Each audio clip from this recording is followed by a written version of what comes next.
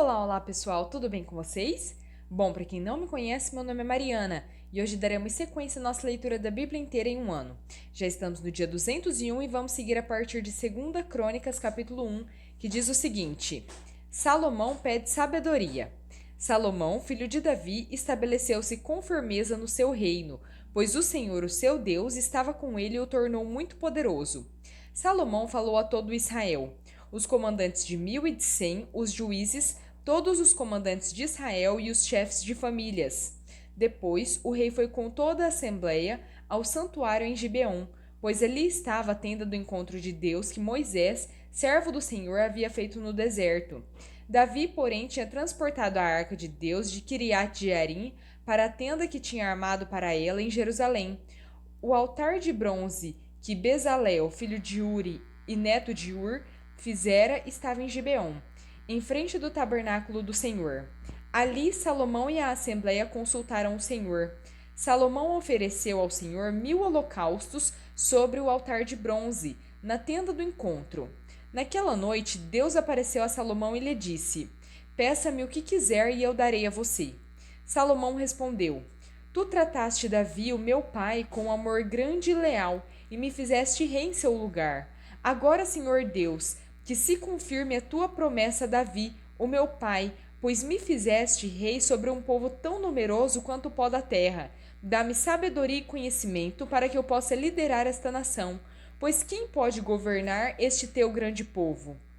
Deus disse a Salomão: Já que este é o desejo do seu coração, e você não pediu riquezas, nem bens, nem honra, nem a morte dos seus inimigos, nem vida longa, mas sabedoria e conhecimento para governar o meu povo, sobre o qual o fiz rei, portanto, sabedoria e conhecimento lhe serão dados. Além disso, eu lhe darei riquezas, bens e honra, como nenhum rei antes de você teve e depois de você terá. Então Salomão voltou do santuário em Gibeon, de diante da tenda do encontro para Jerusalém e reinou sobre Israel.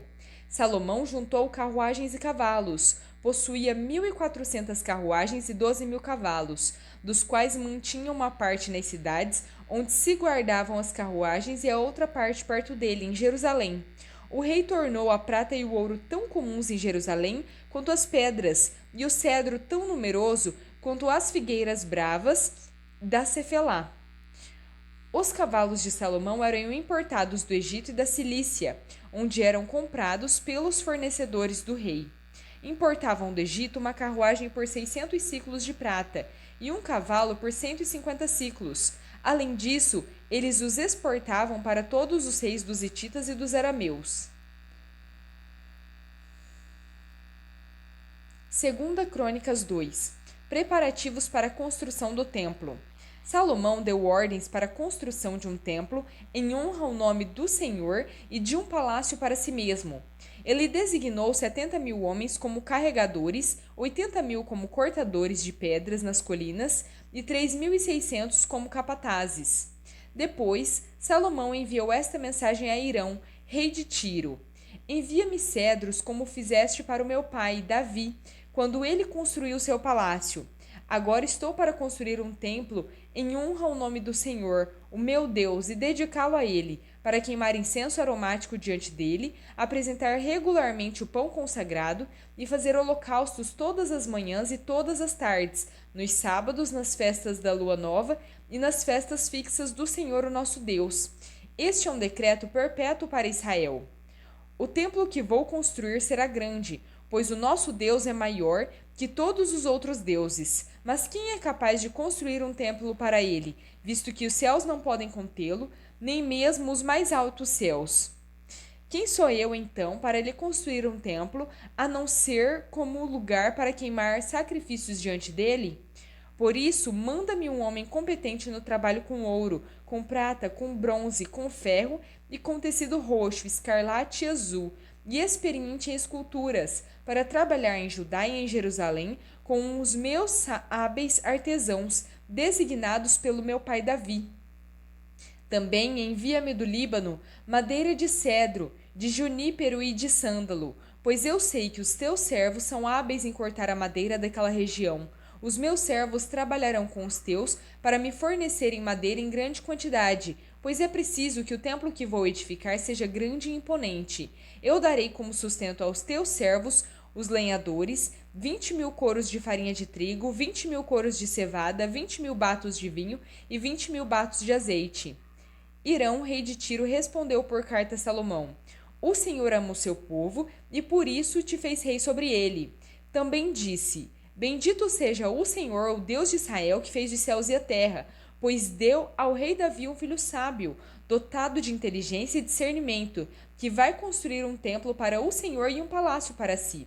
Eu te envio Hurão-Abi, homem de grande habilidade. A mãe dele era de Dan, o pai de Tiro. Ele foi treinado para trabalhar com ouro e prata, bronze e ferro, pedra e madeira, em tecido púrpura, azul e escarlate, em linho fino e em todo tipo de esculturas. Ele pode executar qualquer projeto que lhe for dado. Trabalhará com os teus artesãos e com os de Davi, teu pai e meu senhor. Agora envia, meu senhor, a teus servos o trigo, a cevada, o azeite e o vinho, que meu senhor prometeu, e cortaremos toda a madeira do Líbano necessária e a faremos flutuar em jangadas pelo mar, descendo até Jope. De lá poderás levá-la a Jerusalém. Salomão fez um recenseamento de todos os estrangeiros que viviam em Israel, como o que fizera Davi, o seu pai. Descobriu-se que eram 153.600. Ele designou 70.000 deles para serem carregadores e 80.000 para serem cortadores de pedras nas colinas, com 3.600 capatazes para manterem o povo trabalhando. 2 Crônicas, capítulo 3. Salomão constrói o templo. Então Salomão começou a construir o templo do Senhor em Jerusalém, no Monte Moriá, onde o Senhor havia aparecido a Davi, o seu pai, na eira de Araúna, o Jebuseu, local que havia sido providenciado por Davi. Começou a construção no 2º dia do 2º mês do 4º ano do seu reinado. Os alicerces que Salomão lançou para o templo de Deus tinham 60 côvados de comprimento por 20 côvados de largura, pela medida antiga. O pórtico da entrada do templo tinha 20 côvados de largura por 20 côvados de altura. Ele o revestiu por dentro de ouro puro, recobriu de madeira de junípero o átrio principal, revestiu de ouro puro e decorou com desenhos de palmeiras e correntes. Ornamentou o templo com pedras preciosas. O ouro utilizado era de Parvaim.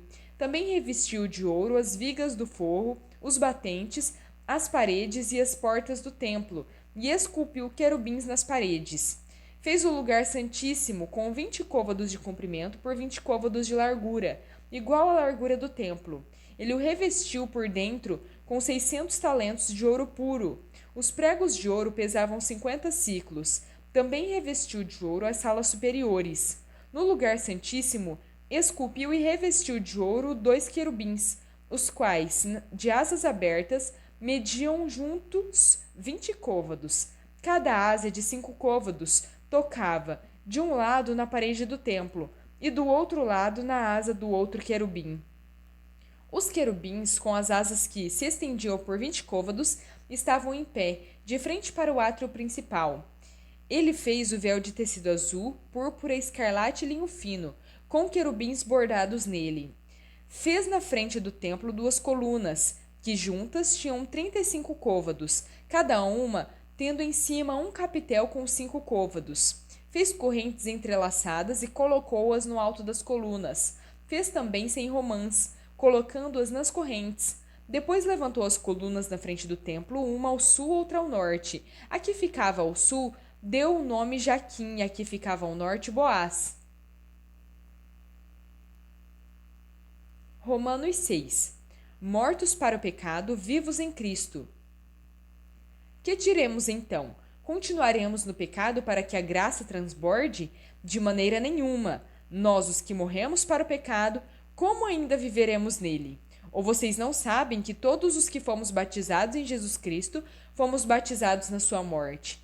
Portanto, fomos sepultados com ele na morte por meio do batismo, a fim de que, como Cristo foi ressuscitado dentre os mortos pela glória do Pai, assim também vivamos uma vida nova. Se, pois, nos tornamos unidos em semelhança da sua morte, certamente seremos também na sua ressurreição.